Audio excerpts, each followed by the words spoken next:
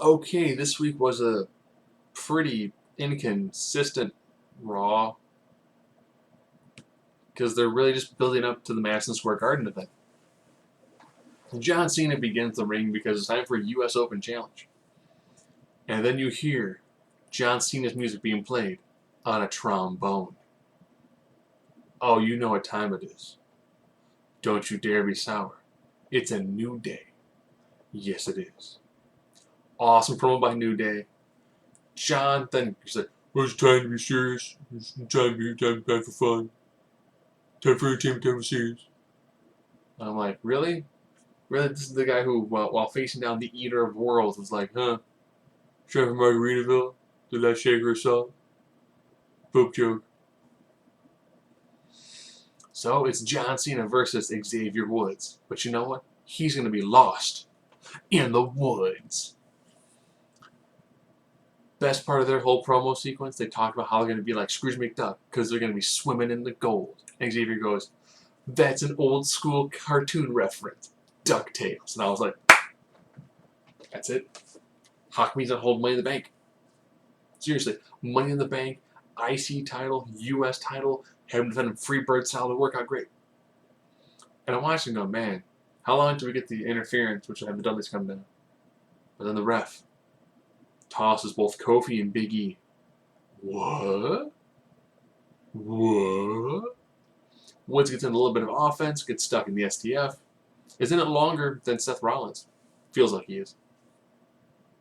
Run down by the New Day. Run down by 3D, or Dudley Boys. 6-person tag match. They get the cheap victory on Devon. Alright. Passable. Stardust and Neville had a pretty good match, and all of a sudden, Barrett's music hit. I'm thinking, oh, is he Bad News Barrett again? Comes out of the ring, just Neville. Stands on Stardust's ankle. He's like, but you're the Cosmic King. Stands up. Just lays him out too. I'm like, alright, that works. That's not bad. The Primetime Players had a match with Strowman and Harper. See a pattern here? Lots of people getting involved in matches where there really is no opportunity to win. Or is a screwjob finish? But who eats the submission by Strowman? If you're thinking, I got bacon strips on my pants, Darren Young, no. He does it to Titus. Got them over as massive guys. Worked pretty well. The image of seeing Braun Strowman do that choke-out submission to someone the size of Titus O'Neil was actually pretty good. Rusev and Kevin Owens had a bit of a match. Their match on SmackDown was actually done very well. These two guys, hossing the hoss out of the hossness of each other. But Ryback's doing commentary. Or he's wearing a headset and talking. Rusev gets tossed into Ryback. Then Owens and Rusev team up and whoop the daylights out of Ryback. And I'm like, TNA a while back did what's called like the World Elite, and it was all these foreign wrestlers in one group. And I was like, man, just toss Barrett in with that group, or Sheamus, that's it. Because we're the E, we do things in groups of 3. I was like, all right, that worked well enough for the little feud. Of course, Ziggler makes a save, but no tag match, player? Holla, holla, holla, no tag match? Oh. Kane was having a performance review because that makes good television. They referenced the movie 7 because that's topical. I think we're like the 20-year anniversary of 7. Because Kane offers Seth a box. What's in the box? No, what's in the box? And I was like, Either it's his head in reference to 7, or even though it's played out, it could be his dick in a box.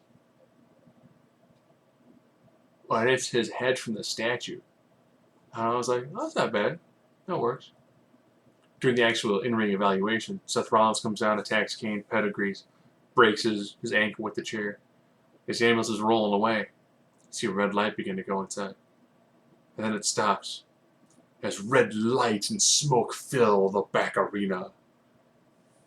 As Michael Cole has to exclaim again, "Oh my God, it's Kane!"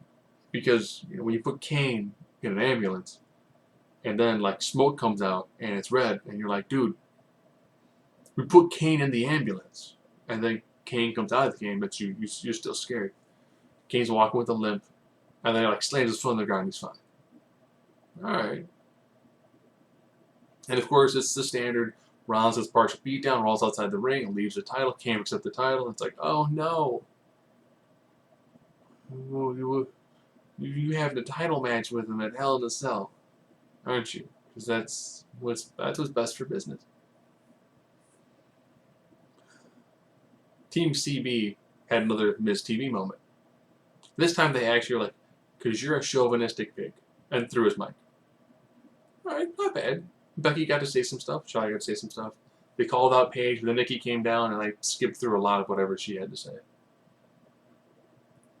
I was hoping the Divas Revolution and taking the belt off Nikki would be actual change, but instead it's the Bellas talking about everything. At least then Paige came down to the best pop out of the Divas and ran down the Bellas again. It was like, because when you have boyfriends like that, who needs ambition? Good. Run smart commentary. And of course, 3 people doing a random beatdown segment versus 3 people around a beatdown segment. We have another 3-on-3 match. And the person taking the beatdown is Becky. They go to Charlotte because, Becky, she doesn't trust Paige. Oh, Paige on the apron, Nikki gets kicked into Paige. Oh, this match is on.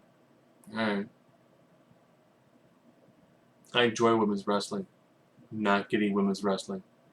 I'm getting lots of segments where they talk, and it feels like it's Total Divas. There's not Total Divas either. Well, there should be tomorrow night because they'll show the Tyson Kidd incident. And it's like, man.